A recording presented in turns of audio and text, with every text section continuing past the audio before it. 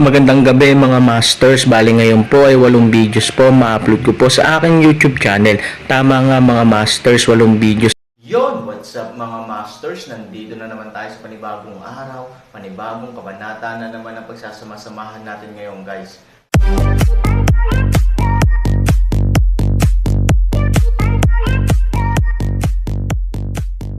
Bali mga masters, kung bago ka pa lang po sa aking YouTube channel, please click the subscribe button, lalong-lalo na po yung notification bell guys, para maging connected pa rin tayo sa isa't isa at maging updated kayo sa mga susunod ko pang video.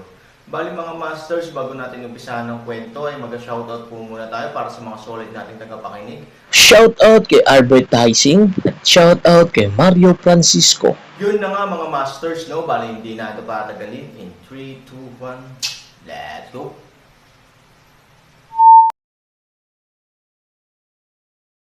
Sa sandaling bumagsak ang boses, manipulahin ni Han 3,000 ang kanyang natitirang kamalayan. Sa sandaling hinawakan niya ang Jade Sword, sisimulan na niya ang, "Damn it, stop." Halos kasabay nito, ang Magic Dragon ay sumigaw sa kanyang isip. Kung ang Eren's Nomenon ay namatay, ang Magic Dragon mismo na nakaimbak sa Eren's brain consciousness ay katumbas ng kamatayan. Han Sanchen ay magpapakamatay. Saang paraan siya nakatayo idly by, "Fuck you, nabuhay ako ng daan-daang libong taon na akong nakakita ng mga espesyal na tao na nagbabanta sa iba sa kanilang buhay, ngunit sa kanya ni Lola, unang beses kong nakitang may nagbanta sa buhay ng iba. Ang susi nito ay isang kalokohan pa rin Aaron, ikaw ba ay nalulumbay loyalty is that day, hindi ka magtataka. Gayunpaman, imposible para sa iyo na maging isang dragon sa iyong buhay." Sumagot si Around, "Tumigil ka na sa pagsasalita ng walang kaparerikan at tulungan mo akong kontrolin ang iyong walang hiyang dugo. Ito ay dugo ng dragon. Ito ay isang espesyal na dugong maharlika. Hindi ka maaaring magsalita tungkol sa walang kahihiyang dugo. Mag-ingat na ikaw at ako ay mamatay." Ngunit nang hindi naghihintay para sa Magic Dragon, ang Aaron ay huminto sa chat sa oras na ito. Nang masugpo ang dugo ng dragon, mabilis na ginamit ni Aaron ang chi ng kaguluhan upang bitag ang isip. Mahigpit at, nagsimulang lumapit ang sitwasyon sa Aaron. Tila napansin nito ang halatang pagbabago ng Aaron. Bahagyang natigilan ang babae, at isang nakakagulat na liwanag ang sumilay sa kanyang mga mata. Sa sumunod na segundo, mabilis na tumugtog ang tunog ng piano sa kanyang kamay. Muling tumama ang malalakas na sound wave. Ngunit sa pagkakataong ito, sa paghahanda, ang Aaron, kahit nasa harap ng mas malakas na tunog ng piano, ay nakatayo pa rin na parang nakaupong Buddha, may iba pa ba? Biglang iminulat ni Aaron ang kanyang mga mata. Sa sumunod na segundo, tinawag ang Skyfire Moonwheel sa kanyang kamay. Hindi na siya nag-iisa na umatake, bagkus ay ikinulong niya ang babae sa kanyang harapan. "Bumangon ka, Sword Up, Ignorance." Ang babae malamig na ngumiti. Malinaw, gusto niyang gawin itong muli at hayaang direktang tumalon sa hangin ang Aaron. Ngunit ang IQ ng Aaron, paano siya mahuhulog ng 2 beses sa parehong hukay? Sa sandaling iyon, galit siyang uminom, Skyfire, Moonwheel. Magsipilyo, ang Skyfire Moonwheel, na sumunod na sa sandali ng Aaron Sword, ay mabilis na pinalibutan mula sa iba pang 2 direksyon, ano? Nagulat ang babae. Obviously, hindi niya inaasahan na magkakaroon ng iba pang killing moves ang Aaron. Kahit na ang espada ni Aaron ay bow attack lang, at ang Skyfire Moonwheel ang pinakaaktibong killing move. Boom! Pero noong gusto niya, sa pagmuni-muni, halatang huli na sa pagtitipon at pagsabog ng apoy ng langit at gulong ng buwan, biglang nanginig ang babae by Yellow Sand. "To be honest, I have a bad temper." Sa dilaw na buhangin, biglang lumabas ang galit na boses ng lalaki. Ang boses ay neutral, parang boses babae, pero malinaw na boses lalaki. Sa oras na ito, nagkalat ang dilaw na buhangin, at sa wakas ay nakita ang lugar ng babae. Gayunpaman, walang magandang babae. Ang nananatili sa lupa ay isang nilalang na may kakaibang hitsura. Ang katawan ay parang tao na may 4 na paa, ngunit may mahabang baluti sa likod, parang panggalan na hugis tao. Ito ang tunay na mukha ng dilaw na buhangin na walang kamatayan. "Damn you, I finally found such a perfect body from so many sacrifices, but you destroyed it." Ang maliliit niyang mga mata, parang mga daga, ay tumitig kay Aaron ng marahas. Iinom niya ang dugo ni Aaron at pupulutin siya, nagkataon lang, may mga hinahanap akong katawan kamakailan. Sa tingin ko, ang pangit mong katawan ay malalim na nakaugat sa mga puso ng mga tao, kaya, malamig. Nangumiti si Aaron at galit sa kanyang mga mata, ang bangkay pala ng babae kanina ay isang dalagang isinakripisyo sa kanya, namatay siya ng malungkot sa kanyang mga kamay sa panahon ng pamumulaklak, wala man lang siyang naramdaman na kahihiyan sa ginawa niya, sa halip, kinuha niya ang katawan ng iba pagkatapos ng kamatayan bilang kanyang kabisera upang ipakita, paano hindi magagalit ang Aaron. Ito ay tinatawag na cannibalism na walang dumura ng mga buto. I'm afraid the yellow sand immortal turned into a shit pangolin is a complete and true portrayal. Oh, nga pala, may nakalimutan akong sabihin sa iyo. Biglang ngumiti ng malumanay si Aaron, nang makita ang ngiti ni Aaron. Agad na naramdaman ni Pangolin ang hindi kilalang premonition, ngunit mas nalilito. Ano bang problema? Bastos ka. Biglang lumipad sa galit si Pangolin. Ang mapahamak na Aaron na ito ay hindi lamang nawasak ang kanyang katawan, ngunit paulit-ulit ding pinahiya ang kanyang sarili. Kakayanin ni Lolo, hindi kaya ni Lola. Tingnan mo, habang galit na umiinom, sa sumunod na segundo, biglang may lumitaw na mace sa kanyang kamay, diretsyong tumalon at tinamaan siya. Paano siya hinayaan ni Aaron na kumilos ng walang ingat? Matapos tingnan si Qin Shuang, sa oras na ito, ang katawan ng mga kalakal ay nawala, at ang mga tunog ng piano ay nawala. Bagamat medyo malabo pa rin ang mga mata ni Qin Shuang, at least nagsimula na silang gumaling. Pagkatapos ay paalang ang Jade Sword at dirdiretsyong nakaharang sa lobo na toothstick na kanyang nataman. Malakas na ingay. Aaron's side, serial bombing. Pagkatapos, umatras sila. Pulang-pula ang mukha ni Pangolin at bahagyang nadistorbo. Halos sinubukan niya ang kanyang makakaya gamit ang martilyo na iyon, ngunit hindi niya inaasahang maalog ang Aaron sense. Sa kabilang banda, hindi siya komportable dahil sa epekto ng rebound. Ang Aaron ay kasing manhid ng bibig ng tigre. Bagamat hindi gaanong kalakihan ang Pangolin, isa itong tigre na gumagawa ng tigre. Saan ka ba nanggaling, bata ka? May kakayahan ka pa. Nakakasira ng pagkalito ko. May lakas pa ako sa kamay, malamig na sabi ni Pangolin. Mula sa nayon, bulong ni Aaron. Dahil gusto mong tumayo para sa kanila, kukunin ko ang ulo ng iyong aso. Pagkababa ng boses, sumugod na naman ang Pangolin. Ang mga ngipin ng lobo sa kanyang kamay ay itinapon, ang tigre ay makapangyarihan, ang momentum ay umuubo, at ang hangin sa kanyang paligid ay napunit sa isang iglap.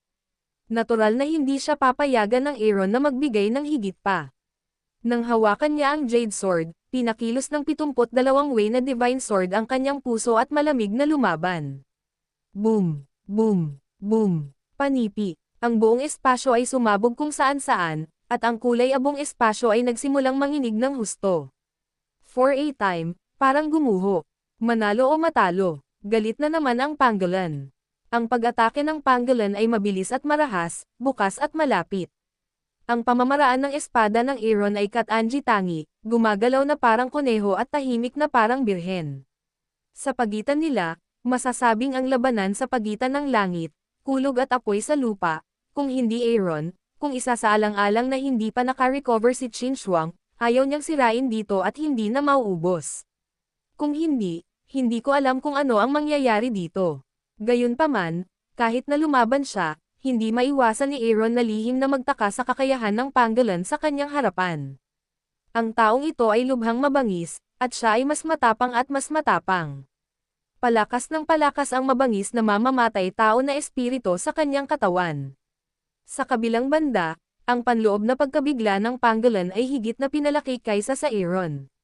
Kung tutuusin, halos mahirap na makatagpo ng isang mahirap na kalaban sa kanyang mga kasanayan, kahit na siya ay malapit sa nayon sa loob ng maraming taon o kapag siya ay naglalakbay sa ibang bansa. Mahirap lang. Ang susi ay napakabata pa ng bata. Natural, ang Pangolin ay nagsimulang maging masyadong mausisa tungkol sa Aaron. Nag-stretch lang siya ng isang breath detection, ngunit siya ay natigilan. Ano ang cultivation ng batang ito? Napakababa. Kung ang Pangolin ay hindi nakikipaglaban sa Aaron, talagang naisip niya na ang paglilinang ng Aaron ay tumutugma sa kanyang edad. Ngunit, sapat na ba ang nakita mo? Biglang ngumiti si Aaron at biglang ginalaw ang kamay niya. Bumukas ang kapangyarihan ng kaguluhan. Nang makita ang napakalakas na magulong puwersa na biglang pinakawalan ng Aaron, agad na sinabi ng Pangolin sa madilim na paraan. Sa sandaling bumaba ang kanyang boses, bigla niyang itinuro. Si Qin Shuang doon at sumigaw, tingnan mo. Halos sa sandaling lumingon si Aaron, agad na binanggit ng Pangolin ang mace at direktang umatake. Malamig na ngumiti si Aaron. Bagamat alam na niya na sadyang iniistorbo ng mga paninda ang kanyang sarili, wala naman talaga siyang dapat ipag-alala. Nagiging 4 na soul array. Isang dagandong ng galit, biglang umikot ang figure ni Aaron, Buzz. Isa para sa 2, mukha kang tanga na Pangolin. 2 hanggang 4, nakatitig ng diretso ang mga mata ng Pangolin. 4 na modernisasyon 8, bang. Halos kasabay nito, direktang tumama ang mace sa isa sa mga avatar ng Aaron. Parang tinamaan ng bakal. Isang malakas na huni lang ang narinig ko. Naramdaman lang ni Pangolin ang sakit sa braso nito. Ngunit ang higit na ikinainis niya ay hindi ito, kundi ang buong 8 Aaron sa harap niya.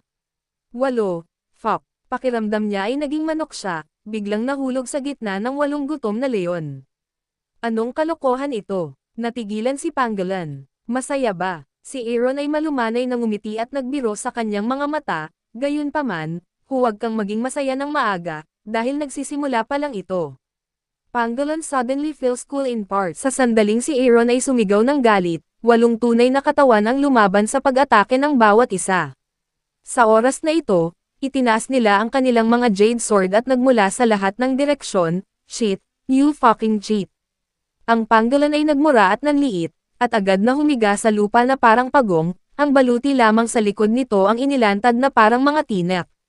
Boom! Ang kapangyarihan ng 8 espada ay walang hanggan. Hampasin ang baluti ng Pangolin, at biglang tumama sa lupa ng alikabok, at usok. Gayunpaman, sa sorpresa ni Aaron, ang baluti sa kanyang likod ay talagang hindi pangkaraniwan kahit na ang 8 espada ni Aaron na bigong masaktan ang kanyang baluti, poof. Halos kasabay nito, ang bibig ng Pangolin ay puno ng lupa. Bagamat ang 8 espadang ito ay hindi nakamamatay, nagdala sila ng malaking kapangyarihan upang pigilan si Buddha na direktang pinindot ng isang malaking bundok. Dahil sa napakalaking impact, napalapit pa rin siya sa lupa. Sa oras na ito, kung gusto niyang masiraan ng loob, lalo siyang masisiraan ng loob, oo, kaya ko.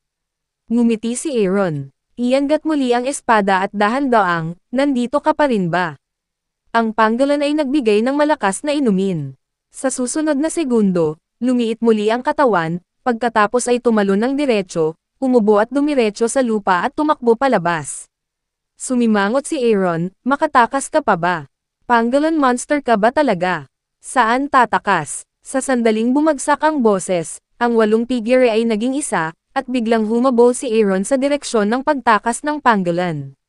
Nang makita ang Aaron na humahabol, agad na nataranta ang Pangolin at nagmamadaling nag-drill ng kanyang katawan pababa upang maiwasan ang lupa na masubaybayan ni Aaron ngunit pagkatapos ng kalahating bilog, ang Pangolin ay medyo desperado kahit na siya ay higit sa 1 metro ang lalim sa ilalim ng lupa, Aaron ay malapit na sumusunod ang mga yapot niya, at kahit ilang beses na siyang huminto sa harap niya. Halatang halata, fuck, kung hindi ka maglalaro, hindi ko maintindihan. Mahigit 1 metro ako sa ilalim ng lupa. Can you find my whereabouts? Sa sobrang panlulumo, biglang nag-drill ang Pangolin sa lupa. Matagal nang nakatayo sa harap niya ang Aaron. Kahit ilang beses nang nagpalit ng ruta ang mga Pangolin, ano ang kahalagahan ng Aaron? Sa ilalim ng mata, ng langit, walang itinatago, tumatakbo pa rin, Aaron ngumiti ng malumanay, napakayabang mo. Shit, I swear, hindi ang kamatayan mo ngayon, ako. Ang pagkatalo ay hindi kakilakilabot. Ang masaklap ay kahit na ang dignidad ni Timo ay nainsalto ng lubusan. Kagat-kagat ang kanyang mga ngipin at pag-inom ng galit, hindi na nakatiis ang Pangolin. Ang mga mata ni Aaron ay marahang lumibot sa paligid. Halatang bukas ang lupain dito. Bukod pa rito, ang oras ay natagalan ng napakatagal na si Qin Shuang ay hindi nang ahas na makabawi ng buo, ngunit hindi bababa sa siya ay wala malaking problema ang paglabas sa oras na ito, napakabuti gusto ko ring makipaglaro sa iyo ng lubusan. Malamig na ngumiti si Aaron, at nabunot muli ang Jade Sword. Sa sumunod na segundo, Huminto si Aaron sa pagsasalita ng walang kaparirikan at direktang kinuha ang espada sa tungkod ng ngipin ng lobo ng panggolan. Habang nagagalit ang isang hayop, ganap na pumasok ang isang tao sa estado, at hindi na napanatili gumuho ang mga bundok sa napakalaking pagsabog. Hindi lang iyon, ang lupa sa labas ng tatlong sinaunang bundok ay nanginginig din ng tuluyan. Isang grupo ng mga nayon na napapaligiran ng mabababang kabundukan ang nagsimulang mawala ang mga mabababang bagay na ito. Sa nayong ito, lahat ay abala sa kani-kanilang mga gawain, biglang naramdaman ang pagyanig ng lupa at nagmamadaling lumabas ng bahay. Yun na nga mga masters, no? Bali panibagong kabanata na naman yung natapos natin ngayong gabi. Muli, maraming salamat po talaga sa walang sawang suporta po sa aking YouTube channel na talagang inaabangan nyo po ang bawat upload ko po. Bali mga masters, magkita-kita ulit po tayo bukas ng gabi at ngayon po ay magpapaalam po muna tayo. Bali mga masters, bye-bye!